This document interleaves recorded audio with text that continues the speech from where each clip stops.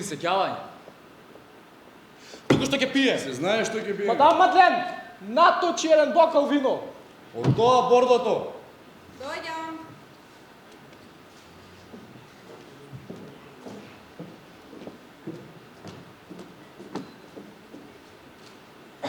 Седнати на маса во мала тесна коноба во Париз, пренокиште со провокативно име Ламатан или утро на француски. Вкусните чорби, пансионот и убавата меанџика мадам Мадлен се магнет за младите гости од Балканот, кои често навратуваат во Ламатан.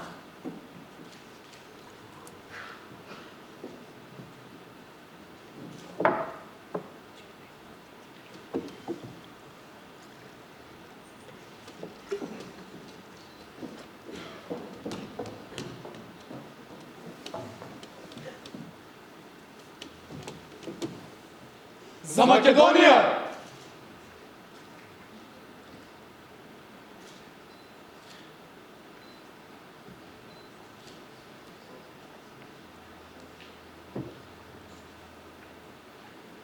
Мадам Мадлен, уште една. Пак од тоа бордото. Слушај, Орце, ќе ви наточам вино. И на тебе, и на Кирко, и на Шатев. Но под услов да ја запиете она ваша, што и моја, секако. Доколку ми ја посветите мене. Колку е убава оваа мадам Мадлен. Да не беа нашите идеали обврски, би останал за секогаш да живеам во овој голем град, што има душа како нашиот народ.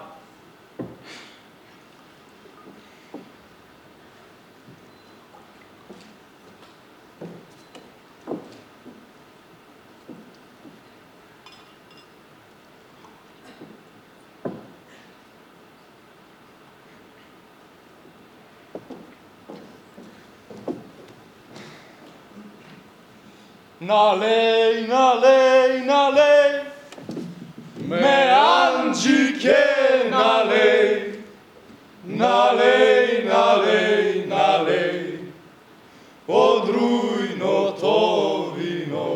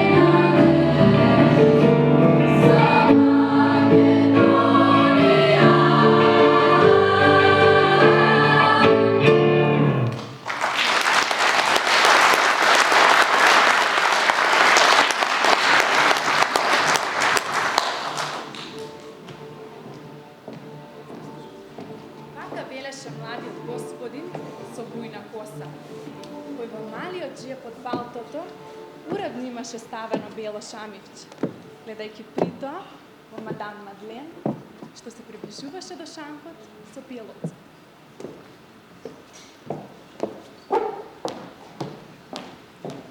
Имаш право. Овде навистина долу. Луѓето се слободни и весели. А таму кај нас во Македонија, очи беда и неправда. Турците се изживуваат меѓу нашите луѓе. Затворите се преполни, а казните ако не се даде рушвет, се доживотни.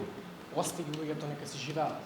Туку во нашата метропол, во Солун, во споредба со Париз, кога да е запрено времето. Туку ние таму ја привршуваме работата. Тунелот до банката речи си го ископав со нашите акции и го тресеме Турција и европскиот капитал. Добро има овде во Франција и не сакаат да слушнат за нашите мајки и беззаконието што владее. Маќа, со нашите акции ги потресеме Турција, Европа и Франција. Ајде да се одиме сега. Ајде.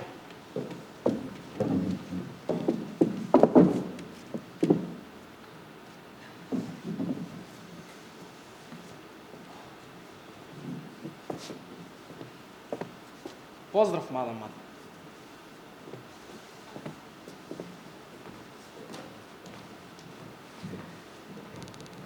Поздрав, драга мадам.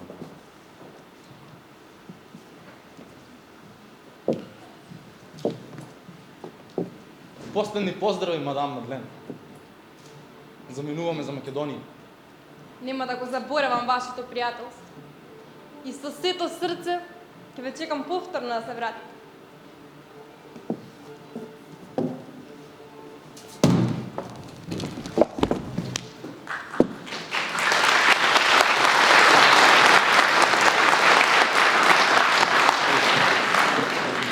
И така, заминуваа за Солун, македонската престолнина, да го извршат своето дело, да се чуе гласот на присвоена Македонија.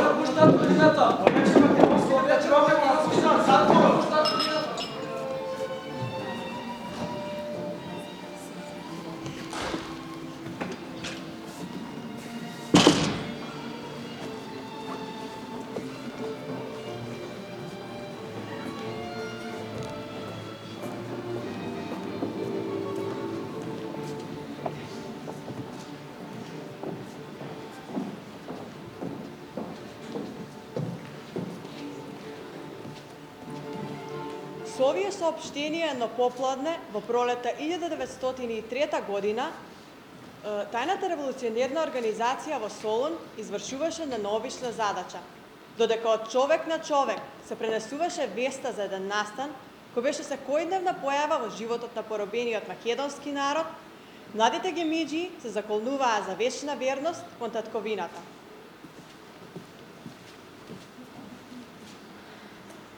Немам избор, другари. Веќе на големо се зборува дека во Македонија ќе престојат атентати. Ајде, другари, кажувајте ги плановите. Кој, кога и што ќе прави? Вака започнуваме, другари. Јас, Павел Шатев, ќе се качам со пасош име Ѓорги Манасков од Кюстендил и ќе го потпалам бродот Гвадалкивир околу 11 часот на 28 април. Продолжувам јас, Димитар Мечев. Со Трчков и Арсов ќе подметнеме динамит на линијата Цариград Солун.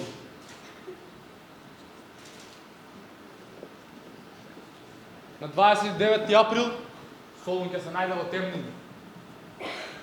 Јас, Константин Кирков, со неколку килограми меленит Ќе го срушам мостот под кој што минува го Сововод и Водоводот. О! Воено ќе биде знак на сите вас да започнат вашите атентати. Јас, Илија Трчков, заедно со Мечев, ќе се обидеме да го кренеме во воздух главниот резервоар во фабриката за осветлување.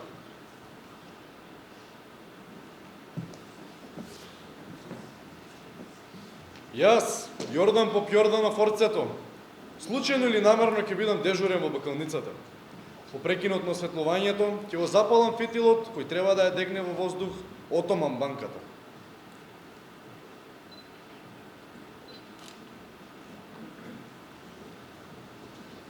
Јас, најмладиот Гимиџија, Милан Арсов, ќе фрлам една бомба во кафеаната Алхамбра.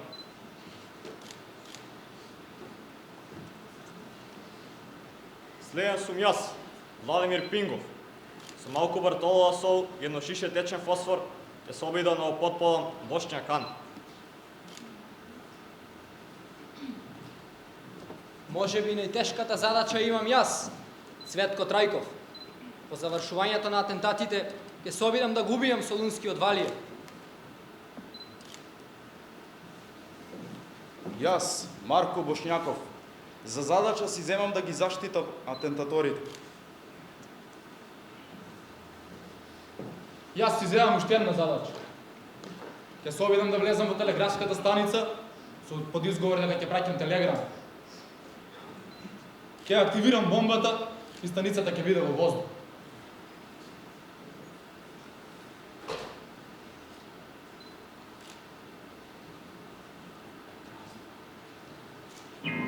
La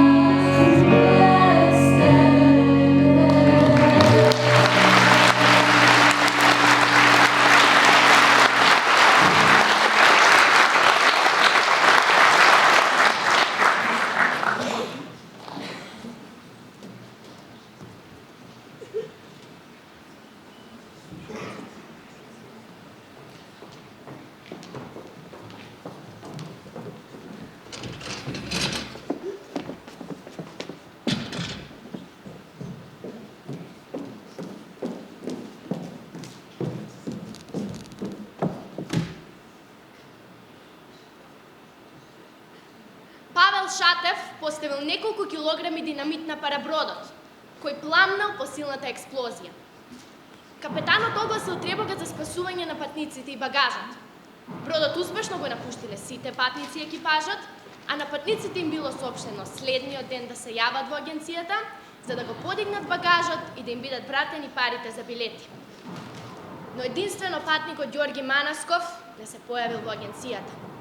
Веднаш по него била распишана потерница, а тој бил уапсен на меѓународниот воз во Скопје и вратен во Солун. По разрушувањето на мостот, во страна на Константин Кирков, подкоминувале цевките од гасоводот за осветлување и водовод, започнали и другите атентати. Димитар Мечев и Илија Трчков се обиделе да го кренат во воздух главниот резервоар на фабриката за осветлување. Трчков фрлил бомба, но во близина се нашо стражарот кој ги забележал. Пукал во нив, ја земал бомбата в рака и дури тогаш таа експлодирала. Веднаш потоа Димитар Мечев и Илија Трчков се забаракадирале во својот стан, каде биле доста добро снабдени со бомби. Тие фрлале бомби речиси цела ноќ, спротивставувајќи се на војската и полицијата. Откако активирале 60 бомби, се самоубиле. Истата ноќ, Владимир Пингов, со малку бартолова сол и едно шише течен фосфор, се обидел да го потпали Бошња Кан. По нападот се упатил по станот на Димитар Мечев и Илија Трчков, но бил среднат од војската и во обид да фрли бомба кон нив. Бил убиен. Само што се смирил градот на 30 април, тој пак бил потресен од силни експлозии. Забарикадиран во својот стан, кој се наоѓал во главниот дел од градот, близу Отоманската банка, француската болница, се огласил Орцето. Започнал да фрла бомби од балконот против војската и полицијата. Оваа борба траела неколку часа, а фрлајќи ја последната бомба, Орце го извадил пиштол, се исправил на балконот и извикал: "Еве вака умира јунак", и се самоуби. Во плановите на гимиджиите предвидено било да се убие Солунскиот Валија, и тоа неколку дена по завршувањето на атентатите. Тоа требало да го изврши Цветко Трајков. Тој, немајќи стрпливост да го дочека крајот на акциите, истиот ден кога Орце ги испукал последните бомби, попладнето, кога се враќал во својот дом, го пресретнал Валијата во новиот кварт на градот. Се доближил до неговиот пајтон и сакал да го убие. Меѓутоа, бил забележан од неговите телохранители. Се повлекол наназад, активирал една бомба и седнал врз неа. По неколку секунди, неговото тело било разнесено пред очите на Валијата и на собраната јавност. Последниот атентат е најверојатно извршен на 3 мај 1903 година од страна на Коста Кирков. Тој се обидел да влезе во телеграфската станица под изговор дека ќе испраќа телеграма. Стражарот, кој се наоѓал пред станицата, го запрел и се обидел да го претресе. Во тој момент Кирков панично активирал бомбата, но стражарот бил поврз од него и го прободел со бајонетот.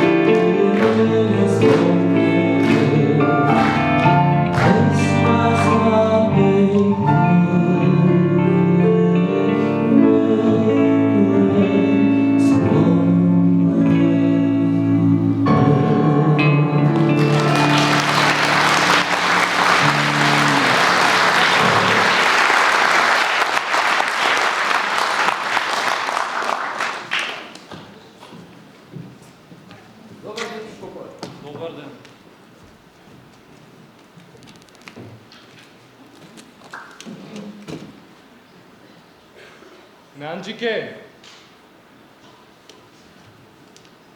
Повелете, чичко Коле. Декшо и Меанџико. Среќа, ама и тага носам во душава вечер. Моите синови, македонските херои, се жртвуваа за ние да живееме. Туку, дај ми еден бокал вино да пијам, на ништо да не се сеќам. Чичко Коле, само една чаша. Уф, мори мајко, колку ми е тешко на душава.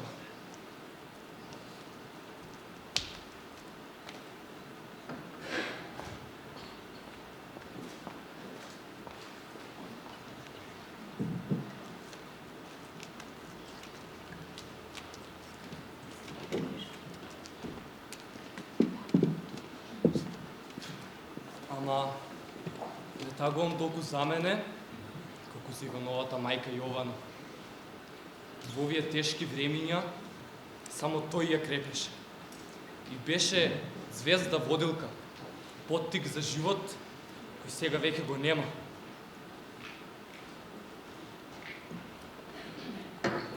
Стави уште, Меанџико. Доста е, чичко Коле.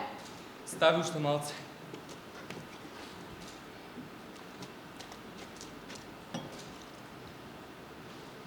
И запеј во нејзина чест.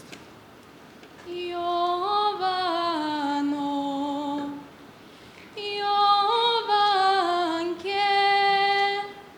крај Вардарот седиш, мори бело платно, белиш, бело платно, белиш душо, се нагоре гледаш.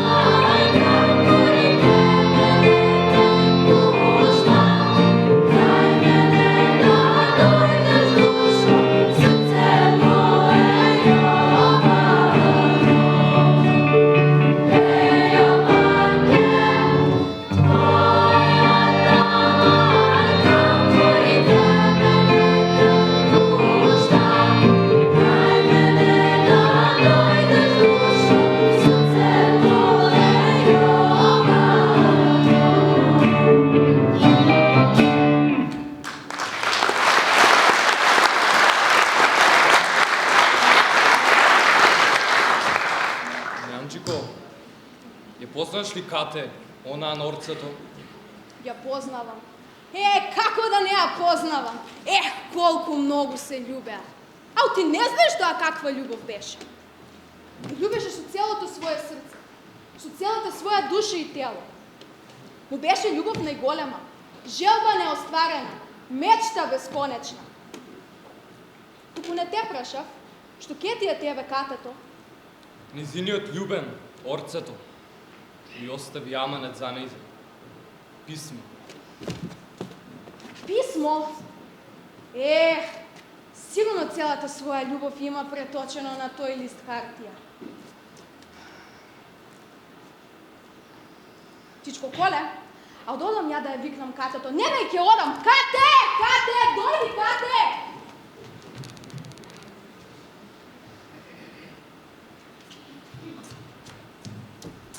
Сега, Чичко Коле, сега ќе дојде. Сега иде. Кате, ајде доаѓај! Што е пред Црна Бисеро? Што си се развикала? Чичко Коле има нешто за тебе. Што тоа? Писмо. Писмо.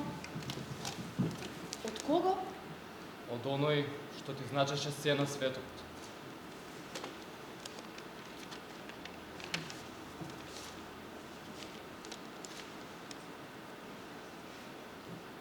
Сакана, единствена Кате, кога ќе го читаш моето писмо, мене веќе нема да ми има. Јас ќе бидам труп. Или веќе фрлен во некоја дупка, како претепано куче. Но во ситуацијава, кога пред мојата смрт ми останува да живеам уште 1 час или 2, додека ја фрлам и последната бомба, и да го тргнам чкрапецот на мојот нагант, мислам на тебе. Писмото нека ти докаже колку многу те сакам. Од првиот пат кога те видов, те засакав. Ти ми беше единствена радост, но чувствував дека немам право да се врзувам со тебе. Јас не си припаѓам себе си, туку на делото кое што беше цел и смисла на мојот живот. Да работам и да умрам за слободата на мојот народ, на мојата сакана и ценета Македонија. Те сака, со сите пори на моето тело. Чувствував потреба да те гледам, да го слушам твојот глас, го звукот на цитрата. И сепак те одбегнав, зашто ме плашеа честите средби со тебе. Ми ја ослабнуваа волјата, ми ја смекнуваа десницата, зашто ти ми беше единствената врска со животот. А не требаше ништо да ме врзува за него. Понекогаш бев груб, дури и суров со тебе. Прости ми за грубоста и суровоста. Зад нив ја криев безграничната љубов, а срцето ми крвареше.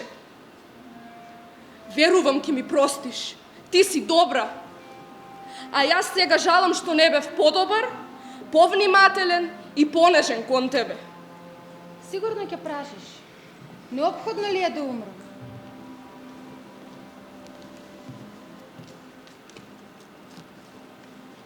За мене нема друг излез. Го поддржав пред моите другари ставот. Тој, што не ги штеди животите на другите, нема право да го штеди и собствениот живот. Знаев дека нашата акција ќе им причини смрт на многу невини луѓе. Ќе донесе многу солзи и страдање. Зар по сето тоа што ќе го сториме, јас ќе имам право да живеам? Мислам ќе биде ниско и подло. Да умрам, за мене е врховна повелба на мојата совест. И потоа, мојата девиза беше не зборови, а дело. А крајот е тоа што го краси делото. Има и едно последно сообразување. Не сакам да му причинам задоволство на непријателот да се гаври со мене и да си подигрува. Зошто ми е живот лишен од слобода? Да тлее во некоја темна келија на еди куле или да се стопи под жешкото сонце на Сахара. Не, предпочитувам да умрам. Со мојата смрт ќе им го фрлам на непријателите, робувачите на мојата татковина, мојот безграничен презир. Како што живеев, така сакам и да умрам, скромно и честно. До крај, верен на себе си, сакав да бидам и останам и една целосна личност. Треба да завршим. Времето не чека. Многу нешта навираат во мојата душа. Но ќе ги чуеш. Така е подобро. Срцето ти предскажа што би сакал да ти пишам во овој последен час. Ќе мине време и раната ќе ти зарасне. Животот е посилен од се. Ти пожелувам, не, те молам да си најдеш друг маж, достоен за твојата љубов. И не му дај му го своето срце и својата љубов. Дај му ги оние радости што ги чуваше и ги намени за мене. Ти пожелувам да бидеш среќна. Понекогаш, во вечерните часови, кога спомените добијани од вечерните сенки ќе навлезат во твојата душа. Спомни си за мене. Ти благодарам за тоа. Те прегрнува и те бакнува првиот и последен од гимиџиите.